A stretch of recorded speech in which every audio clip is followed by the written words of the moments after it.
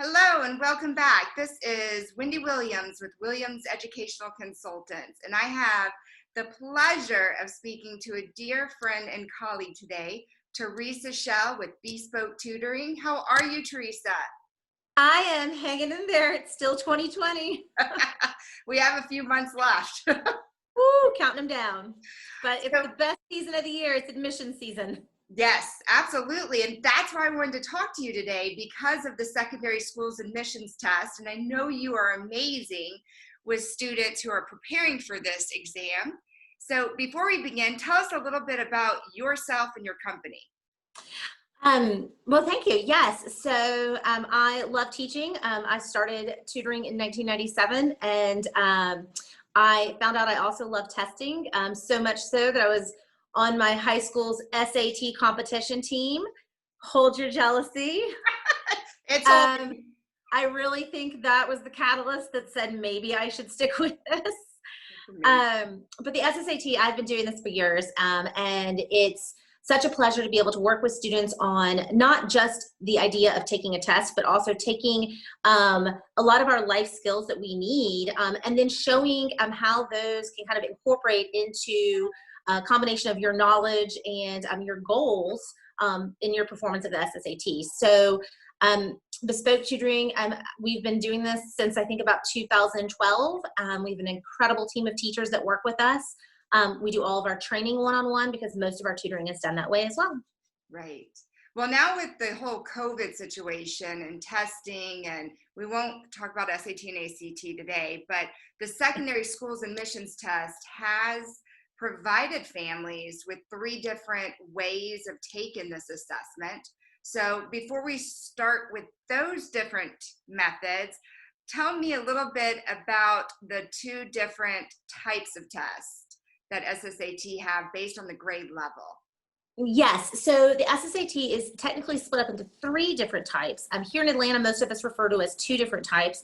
The elementary level is technically an SSAT test, but our local schools have their own measure, the JATP, as you know. Right. So the 2 levels of the SSAT that we typically work with are the middle level SSAT and the upper level. The middle level is the test that any child who is applying into middle school, so 5th graders, 6th graders, and 7th graders who are applying into 6th, 7th, and 8th will all be taking that middle level test.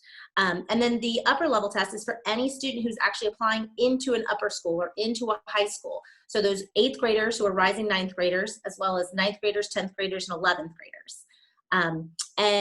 There are only those 2 options, but because of the way it's scored, they're only being compared to students of their same grade and gender. Right, which let's talk about the methods that they can take them this year because it's very different. Yes, this year is certainly a challenging year.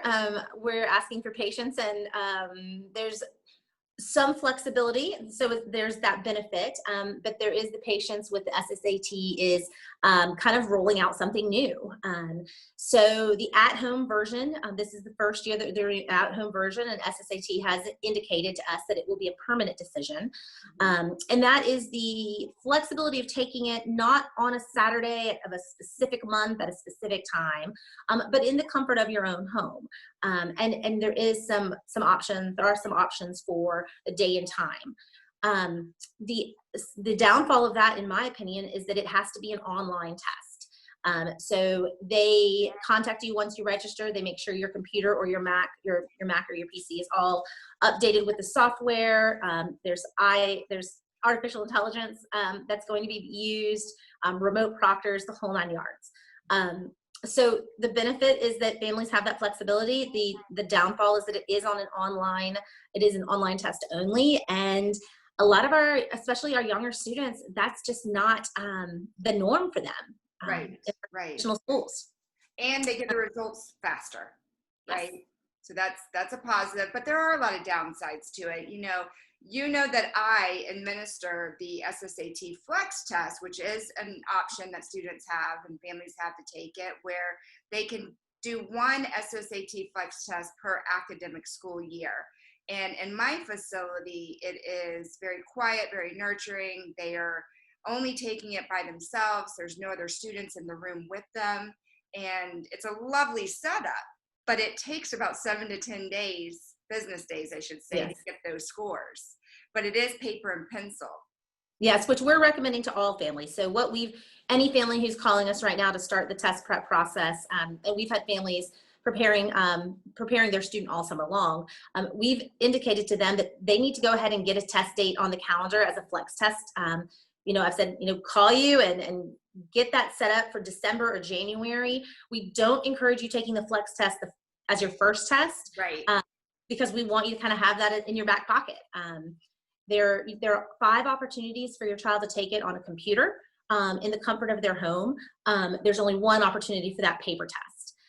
The third option that you know of is the Prometric testing centers, which I am not going to be encouraging for most of our students. Wendy, I don't know if you've taken any tests at a Prometric testing center. No, I have not. No. So I take it, I go there for my, when I take the GRE for work, not for schooling. I actually do take it for my job. But I take the GRE there, and the environment is not exactly conducive to showing your best work. Especially for our younger children who may have some sort of anxiety or a little bit of nerves going into this, it's not going to be the best environment for them. So we are recommending this year, unless anything changes, we're recommending only the at-home test version, and we're almost requiring a flex test. It's something that I cannot stress enough how important signing up for a flex test is this year.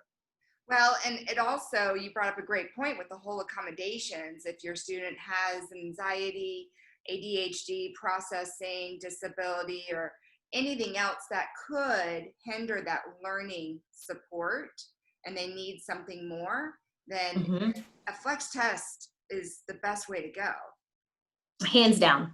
And having that quiet location, or the quiet room where you're in there alone, it's certainly more of a peaceful environment.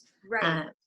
And it's not familiar either, where at home, the dog, the cat, the FedEx man, somebody could be interrupting, and it could cause a problem. So I do think that's why they're allowing families to have it more, that access to that at-home test. So it'll be an interesting year for sure. And I do think there have been no changes in the day schools, the private day schools, in terms of requesting this test as part of their admissions requirements.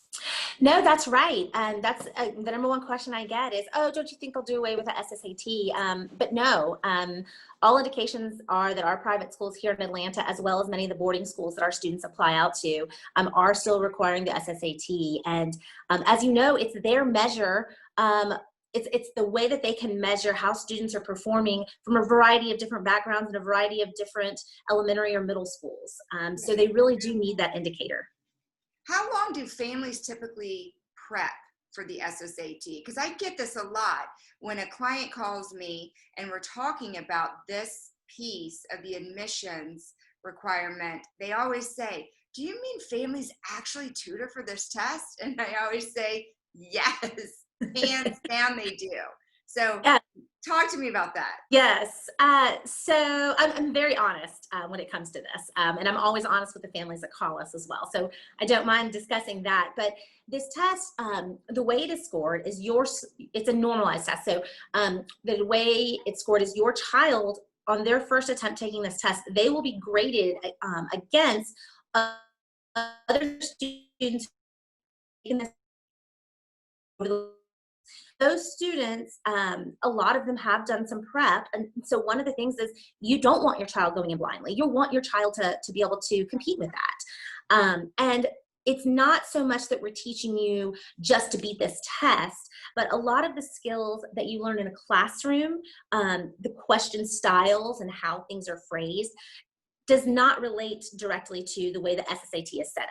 Right. So even if content-wise you have a straight A 5th grader and she's in the gifted program and things are going swell, it doesn't necessarily mean that she's going to be able to do the same on her test. So we incorporate some of the concepts, some of those more advanced concepts that your student hasn't learned, as well as these strategies, test taking strategies. it is an entire industry. So I usually tell parents, yes, you need to have your child familiar with the test. You wouldn't send your child into the SAT, the ACT, the MCAT, the LSAT without any prep whatsoever. You need to have your child more familiar and more comfortable with that test and the testing environment and setup. Absolutely. There was a little bit of a technical problem I saw. So just to be safe, you were saying to the viewers that the test is normed Yes. by the student's gender and grade. Yes. Okay. So that's why a fifth grader and a sixth grader will be taking the exact same test.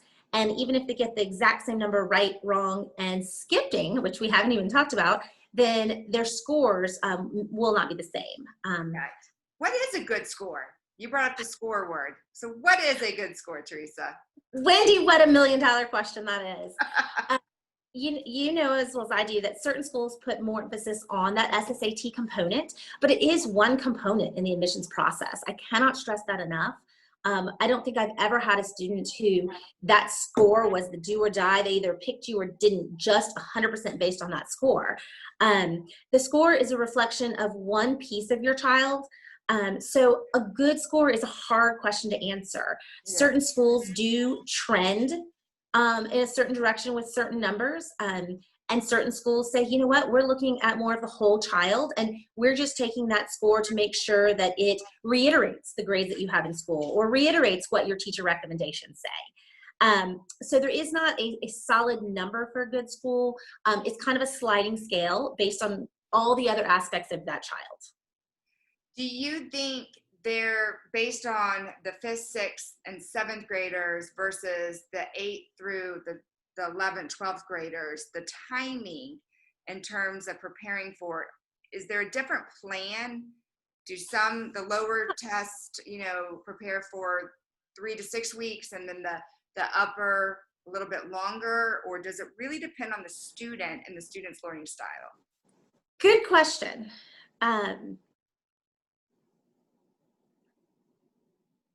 So I think that the upper level students, content wise, most of our upper level students have seen more of the content that will be on their test.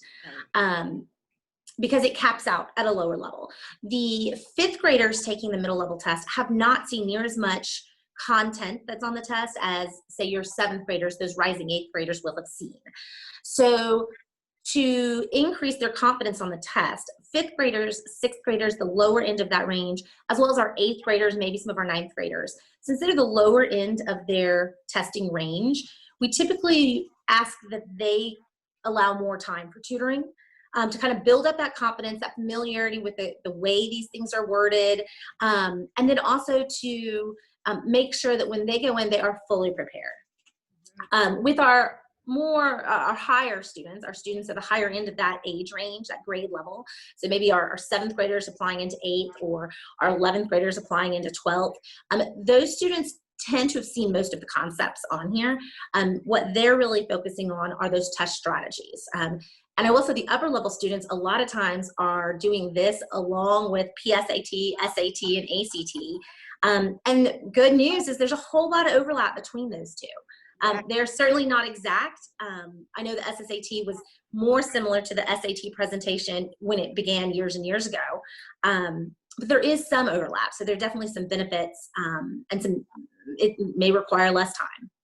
Do you think that the scale is going to be different based on the types of administrations and the testing environment? No.